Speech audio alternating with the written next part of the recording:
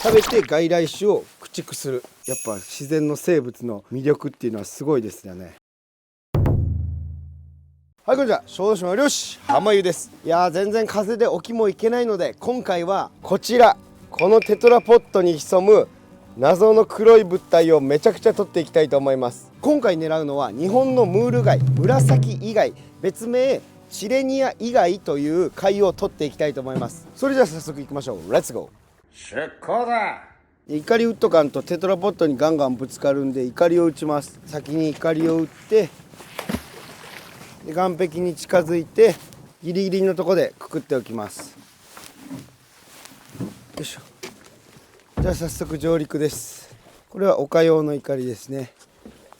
上陸後、よいしょ。で丘用の怒りをここらにセットして、でなるべく端いっぱいでわさでくくって、で船を押してさようならです。これで OK。 じゃあ早速紫イガイを狙っていきます。で今これびっちりついてるのは二枚貝のマガキですね。テトラポットいっぱいについてる。これは岩のりかな。でも早速ね、紫イガイいました。二枚貝、危なっ、二枚貝の石です。滑りましたね。こういうとこは気をつけないといけない。ここね、ほんと一見いなさそうだけど、めちゃくちゃ紫イガイがいて、もう目の前にまず一つでしょ。これ塊、これ全部紫イガイです。でこれも全部紫イガイ、全部紫イガイで、ほらここも全部紫イガイです。意外や意外、このテトラポット無限に紫イガイが湧いてます。でこの子たちって幼生の時に漂ってこの岩に付着、側死っていうので岩に付着するんですけど、ここが紫イガイの層なんですよ。だいたいこの水深が紫イガイの層で、この上に行くと次フジツボの層になります。フジツボとかカメノテの層ですね。これがフジツボで、これがカメノテで、この子たちひっついたらもうほとんど動くことがないんで、やっぱ仲間は仲間で同じところにひっつかっておかないと交尾ができないんで、仲間のいるところを目指してこの子たちはひっつくわけです。だから同じ層に大体生息しています。じゃあ早速取っていきましょう。でこれ側歯でついてるんですよ。この足が側歯っていう足で、この中からね形成されてこれが出てくるわけです。これをひねって取れば取れます。1個取れました。なかなかでかい紫イガイです。でこの子食用なんですけど、汚染生物で世界の侵略的外来種ワースト100にも選ばれている生物です。でこの子たちどうやって日本に来たかというと、なんとね、遡ること大正時代に外国の船が日本に来た時に、その船の船底に付着して日本にやってきたとされています。でこの子たち船底とかにもついて、船底につくと船がね、その摩擦力でこう遅くなったりするんですよ。そういう被害もありますし、このように固着するんですけど、東京湾内の海中構造物のおよそ8割がこの紫イガイが占めます。それぐらい甚大な被害を及ぼしているわけです。だからみんなね、もういっぱい食べましょう。取って食べればいい。食べて外来種を駆逐する。美味しいんだけどね。ただこの子たちいい面もあって、海水をねきれいにろ過してきれいにするんですよ。ただきれいにする過程でこの子たち自身が下痢性とか麻痺性の貝毒を蓄積する場合があるので、そこだけ注意しましょう。で当たる可能性もあるということです。イソギンチャックがついてます。でこういう風にこのね紫イガイ自体に小さなこの紫イガイが付着してるって時もあります。さあどんどんカゴに溜まっていきます。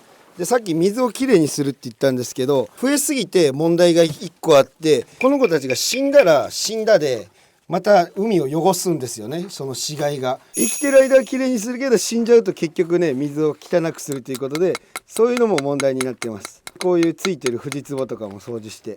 で紫イガイってなんで紫イガイっていうかというと、紫は当然色なんですけど、イガイっていうのが女性器を表す言葉で、貝の中身広げてみるとまんまね似てるんですよ。それで紫イガイっていう名前がついてます。バコバコなんぼでも取れますよ。手でこうちぎって取れます。よいしょ。でこの側歯ってめちゃくちゃ強力で粘着力が非常に強いことから、水中接着剤の研究対象にもなっております。だからこれを研究して水中の中でもひっつくように、この子たち実際漂ってきて海の中でひっつくわけなんで、飛行機をこうトンボから学ぶみたいな、鳥から学ぶみたいな感じで、やっぱ自然の生物の魅力っていうのはすごいですよね。話しながら撮っててもどんどん溜まって、もう5個です。カゴいっぱい取るのなんかすぐですよ。でめちゃくちゃ増えてる紫イガイなんですけど、和歌山県の方では水質が高くて絶滅しているらしいです。ただ見つけたことあるという方がもし和歌山の方いらっしゃったら教えてください。それはね誤報ということで訂正しないといけない。でこういうね塊になっているところの紫イガイが非常に取りにくいんですけど、どっかね1箇所外してあげるとそこから次々と取れたりします。でそんな大きくないように見えて取り出してあげるとこんなでっかい。でただフジツボとかがついてるんでそれは削除です。こんな感じ。お、タバンコウもついてますね。この節足動物の中で一番この甲羅が多い生き物。ただこの子全然美味しくない。ヒザラガイとも言います。なんでこの磯に付着する生物はなんか似てるんでしょうね。何かとは言いませんが。でこんだけ繁殖している紫イガイにも天敵がいて、瀬戸内海だったらチヌやボラとか、あとコブダイですよね。コブダイとか顎がすごい強力だから、その強力な顎でこいつらをねバリバリ砕いて食うわけですよ。だからコブダイとかもうね餌に正直困ってないと思う。で食べるもんでコブダイって匂いとか味とか変わるんで、紫イガイ食ってるやつはうまいんじゃないかなと思います。でさっきボラって言ったんですけど、チヌやベラですボラは歯ないから強靭な顎もないし。でこの子たち付着すると移動できないって言ったんですけど、若い個体のうちだったら自分でね側肢外して移動することができます。だからこういうとこに付着して、あ仲間いないよってなったらこういうねとこにも付着できるわけです。であとこうやって今外してますけど、こうやって置いておけばまた自分で勝手にね付着することもできます。なかなかすごい生き物です。でちょっと紫以外ばかりも飽きるんで、フジツボについて説明すると、はい、なんとここで体に付着していたピンマイクが海に落ちてしまいました。気づかずにやっているので、ここからは小入れで対応していきたいと思います。フジツボはですね、殻は石灰質の固着動物で、何かに固定した状態で生きる生物という意味なんですけれども、19世紀までは貝と同じ軟体動物であると考えられていたんですが、今では甲殻類に分類されます。エビカニの仲間ですね。ちなみに体を覆っている殻とかそれを閉鎖する蓋っていうのは、エビやカニでいうところの背甲、背中の部分の甲羅の部分にあたります。そして脱皮しながら成長していくんですが、雌雄同体って言って一個体にオスとメス両方の生殖器官を持っています。ただ自家受精することはほとんどなくて、長いティンポが届く範囲で近くの個体に挿入して交尾を行います。ちなみにその体、自分のフジツボの体の8倍の長さです。めちゃくちゃ長いですね。僕と同じぐらいでしょうか。そして孵化をするとノープリウス幼生として出てきて、海を自由に遊泳してから植物プランクトンなどを捕食して生きていきます。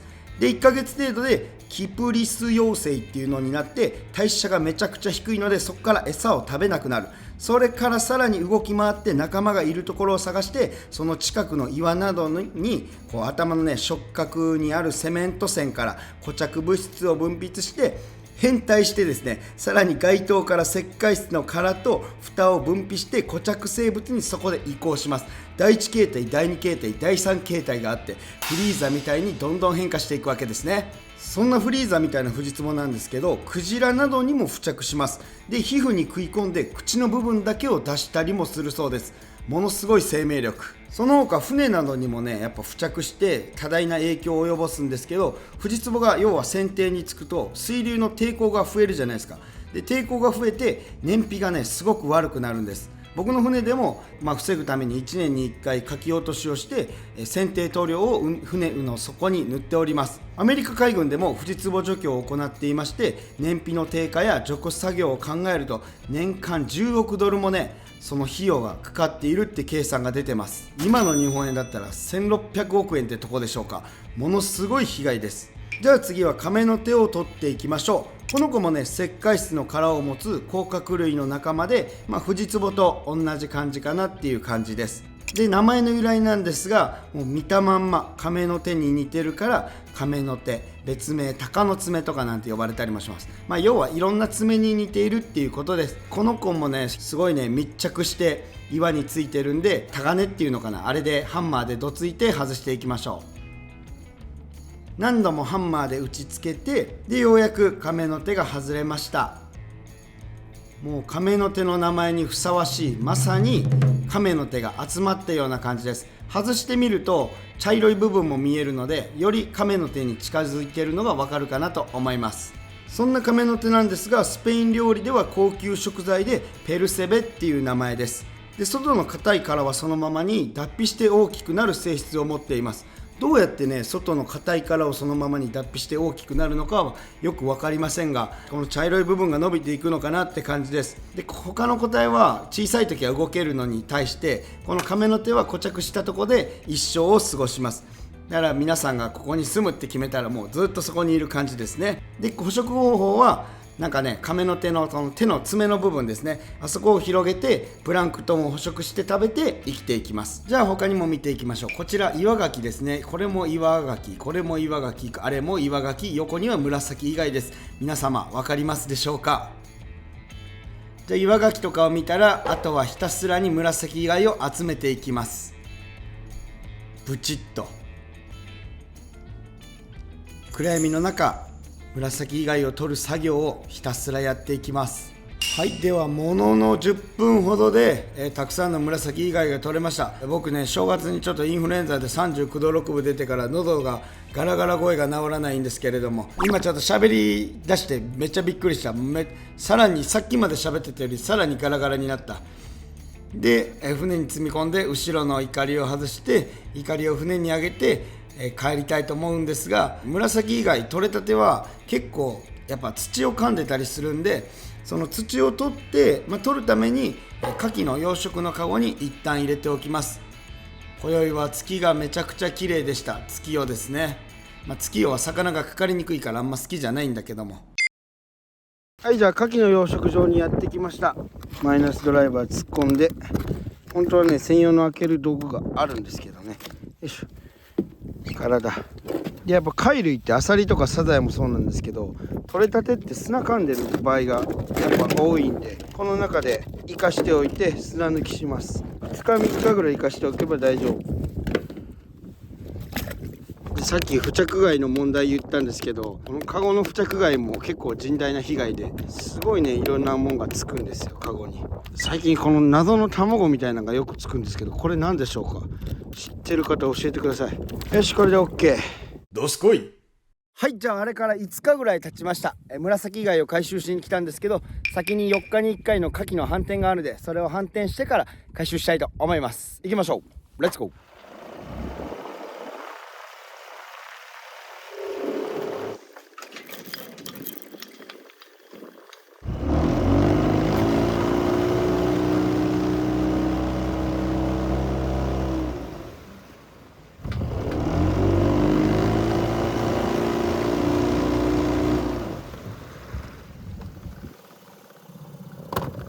で、残りも反転します。反転することでカゴの汚れを落としたり、牡蠣を乾出してね、牡蠣を強く、貝柱が強くなるんですよ。それをしたりします。よし、じゃあ反転が終わったので紫以外を回収していきましょう。蓋開けて、蓋取ろうか。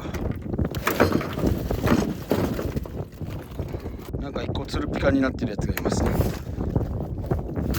いしょ。これで OK。 で、こういう斜めになったやつはしっかり直す。OK、牧場でこれら持って帰ります。はい、じゃあ持って帰ってきました。で、今からこれを掃除するんですが、あんまりねここまででかいやつは前食べた時気持ち悪かったんですよね。味は美味しいんですけどね。愛媛の方だと大きい方が好まれる傾向にあるそうです。で、掃除していきます。こういうフジツボとかいろんなね珪藻類っていうのかな、あと側歯とかもついてるんで、これらを取っていきます。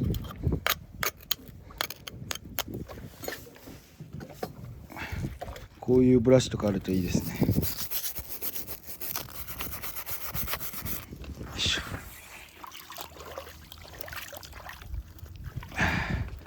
これで OK。 ツルピカだ。あなたはツルピカ派？ボーボー派？私は亀の手は一個一個もそけとく。こいつもパスタに入れてやろう。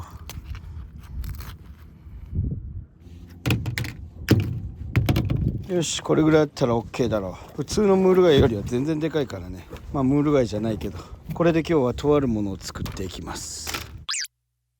はい、ただいまということで帰ってきました。よし、早速作っていきます。はい、じゃあ本日の食材はこちら、紫イガイと亀の手です。でこちらの紫イガイ、ほぼほぼムール貝みたいなもんなんで、ムール貝といえばやっぱパスタだろうと思ったんで、今回はこいつでペペロンチーノを作っていこうと思います。レッツゴー。ペペペペペペペペペペペペ。はい、じゃあ今回この紫イガイでやっていくんですが、1個のサイズがでかい、すごい量のパスタになりそうです。ちょっと試しに1個生で開けてみましょうか。僕もね、生で開けたことないんでどんな感じかわかんないですよ。とりあえずここの水を入れていって、多分ね、牡蠣と一緒でどっかに貝柱があるはずです。その貝柱を切っていこう。あれ、でもすごい空洞っぽいぞ。あったか。切れたか。切れたっぽいね。すごい量の水、オープン。すごい水だ。まだ切れてなかった。なんかあんまり食欲をそそるような感じではないです。で貝柱はこっちについてますね。牡蠣でいうところのここなんでだいたい一緒かなと思います。でこの体に比べて貝柱は結構小さめで、ここから出てる側枝なんですけど、体の中に溝があって、で奥の方にね、側枝線っていう造物なんかあるんですよ。その側枝線からタンパク質が生成されて、溝を通ってここを出るときに糸として形成されます。側枝としてね。これがこいつのひっつく正体です。生で食おうとは思わん。食えるんかな。貝柱だけ食ってみよっか。あんまうまそうとは思えんな。前こちらの動画でした時もそうだったんですけど、大きいとねちょっとグロいんですよ。さあ貝柱だけ取って、貝柱だけなら綺麗。ちょっと洗います。で今洗ってたらね、なんか砂みたいなのがあったんで、食べる前にちょっと洗おうかなと思います。先にじゃあ醤油をつけましていただきます。初生紫以外の貝柱、なんかほんのちょっぴりだけ癖があるんですけど、普通に甘くて美味しい貝の貝柱だなって感じです。ただ若干なんかベロの奥がしびれてるんで、ピント全然合ってないわ。ベロの奥がしびれてるんで、渋みえぐみ松任谷由実ありますね。じゃあまずこの沸騰したお湯に紫以外を入れて、殻の消毒プラス湯がきをやっていきます。ムール貝だったら多分それなんていうのかな、そのまま焼いたりするんだろうけど、あんまりでかいのでちょっとこれで火を通します。で今回作るペペロンチーノは皆さんご存知の通り、イタリア料理を代表するシンプルなパスタ料理の一つです。起源はですね、イタリア南部、特にナポリを中心とするカンパニア地方が発祥地とされています。でこの料理の特徴でもあるニンニク、オリーブオイル、唐辛子はイタリア料理の基本的な材料として古くから使われてきました。今回使うねニンニクはこんな感じで全然こだわってないフライドガーリックになります。これは僕が居酒屋やってる時にめちゃくちゃ使ってたのが余ってるので、これを使います。だから香りとかは期待してません。プラスこの紫以外も使うんで、ペペロンチーノじゃねえって言われたらそれまでなんですけど、ペペロンチーノ学会の人はご自分でペペロンチーノを作ってください。僕の勝ちです。であとは鷹の爪と、それからパスタ、あとオリーブオイルに白ワイン、これらを使って作っていきたいと思います。じゃあちょっと火を通している間にパスタの方のお湯も沸かしておきましょう。鍋を使いたいんですが鍋がないのでフライパンで、ここに塩も加えておきます。適当です。多めにいっとこう。濃い味が好き30代。もともとペペロンチーノって貧しい人々の料理として誕生したんですよね。経済的に余裕のないご家庭でもですね、手軽に作れるこのペペロンチーノです。それがねやっぱシンプルであって栄養価も高いし、油とかも使ってるから満足感もあって人気を得ました。それが今やこんだけ人気になるんですからね。高けりゃいいってもんじゃないんですよ。である程度紫以外に火が通ったら亀の手も放り込んでおきます。でお湯が沸騰してきたらパスタを加えます。本当はねできるんですよ、ひねってパリみたいなのは。めんどくさかったからです。そんな変わんないと思うけどね、広げなくても。もうどうせ湯も少ないし。最近なんか無敵のパスタがなんか SNS で見たことあるんですけど、すごいねこう少ない水でパスタを焼きながら、暗殺者のパスタだ、なんかそういうのもあるみたいですね。なんで暗殺者なんかは全然意味は分かんないですけど。じゃあお湯少ないですがこれでやっていきます。ヘイシリ、タイマー7分。無言でセットするタイプね君は。じゃあムール貝の方は火が通りました。で第二次世界大戦後に、イタリア移民を通してパスタが世界中に広まったんですが、その広まったパスタ文化の中で特に日本とアメリカでペペロンチーノ大好評となっております。ところどころ豆知識を挟んでいくスタイル。すごい貝の匂いで、貝のパスタやっぱ辛口入れた方が見栄えがかっこいいんで、これ殻をね最後にたわしできれいにしてから、移し替えていきたいと思います。もうね正月に全然動かなくて酒飲みまくってで寝てたんで、もうかなり太りましたけど、皆さんはどうでしょうか。正月明けお互い一緒にダイエット頑張りましょう。貝はねカロリーは低めでタンパク質が多いんでおすすめです。それから正月明けにね僕インフルエンザになっちゃって39度6分とか出たのかな。めちゃくちゃしんどかった。これ見て、多分ねこの開いた貝から落ちたんですけど、めちゃくちゃちっちゃくなってる。こんだけちっちゃいんだったらそんな気持ち悪くないね。火の通しすぎってことはないと思うんですけど。ほんで亀の手は拝み洗い。翔太の寿司で翔太が寿司の寿司飯を炊く前にやってたやつです。拝み洗い。はい、じゃあ待ってる間に次の工程やっていきます。フライパンを熱してここにオリーブオイル多め多め。ちなみに僕はあんまりパスタ作んないんで作り方合ってるかはそんな分かりません。気にせずいきましょう。フライドガーリック入れすぎたか。ただでさえフライドしてるんで焦げやすいんで超弱火でやって香りを移していきます。でもう鷹の爪も入れちゃう。あらパスタ出てきた。撮影してないながらだと大変だ。ちょっとこれ刻んでいきます先に。で皆さん鷹の爪の中にね種が入ってるんですけど、この種入れると死ぬほど辛いんで取った方がいいです。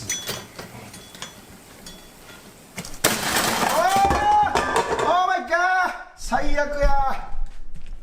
なんで今せっかく鷹の爪も切れたのにぶちまけたよ。これねもうとか言いながらねYouTube やってる人間としては、カメラ回しててよかったっていう感じで思っております。ただこれ掃除はえげついって油やん。パスタが伸びるといけないんで一旦水で冷やしておきます。これで伸び防止だ。よし、もういっぱい油負けとる。どうしよう。とりあえず片っ端から拭いていくか。こういう時ってね思った以上に飛んでるからね、みんなが想像してる3倍ぐらい飛んでる飛距離だから。自家発電してる時に顔まで飛んじゃうみたいな、そんな感じです。で今牡蠣養殖を生食で出荷する紫外線殺菌水槽を今自社で作ろうとしてて、今借りてるんですけれども、そのね工事の人からちょっと電話が来たんで一旦撮影中断して港へ行きますけどね、こういう時って急ぎの用があっても先にちょっとこっちをねなんとかしたいみたいな意思皆さんありませんか。あとこういう時に限ってね、忙しい時に限っておしっこ漏れそうみたいなで、あと暑い体がそれでなんかイライラしちゃうみたいなありますよね。僕だけですかどうなんですよ。よろしく。はい、じゃあ帰ってきました。ちなみに土着する時間ないんでちょっと急ぎでやります。てかね今気づいたんですけど、僕そうめんの茹で汁を捨てちゃったんですよねそうめんの茹で汁ペペロンチーノ必要でしょ。ただもう捨てちゃったもんは仕方ない。でもう全部入れて、でこれあんま辛入れすぎるとちょっと殻だらけになっちゃうんでなんぼかもう身だけ入れていきます。でそういえば忘れてたんですけど、ここ見てください。ここね側枝が残るんですよね。この側枝を取り出さないといけない。側枝取り出してたらこういう肝とかも出てきます。なんか側枝のとこにねすごい硬い美味しそうな貝柱みたいなのがあるんだけど、この側枝からね硬すぎて切り離せないんだよね。側枝ごと入れちゃう。で全部が入ったら白ワインで香り付け。これで蓋をして軽く蒸していきます。もう蒸されてる。最初からこれで蒸してもよかった。で香りをつけてアルコールを飛ばします。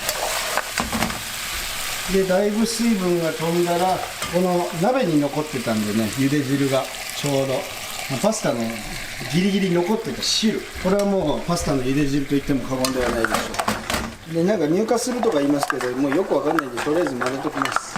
でちょっと貝一回邪魔なんでのけます。もうなんかドロってる十分。でここにパスタを加えて黒胡椒なんか使わないっていう人もいるかもしれないけど、僕は好きなんですよ。で味の素で塩コショウもう一回。もう料理なんで好きなように作ればいい。美味しければそれが正義だ。で混ぜる。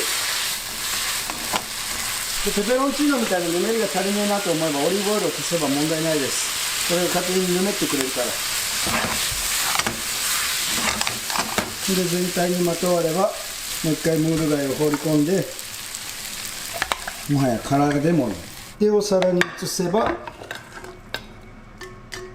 はい完成。浜湯の漁師風ペペロンチーノ。何が漁師かは分かりません。それじゃあ宴よ始めようか。ちょっとすいませんね、急ぎの撮影になっちゃって。この後も予定が入っているのでちょっと巻きでいかせていただきます。それじゃあいただきます。じゃあまずはこちらの紫以外から。見た目は微妙。前も1回食べたんですけど今回はどうか。前はちょっとヌメヌメしてたんですよね。うん、土も全然噛んでないし、味もね、あ、ごめんなさい、味もね、噛めば噛むほど美味しいです。グダグダだなこの終わり方で。麺もうまそうです。めっちゃ貝のうまみ染み込んでそうですね。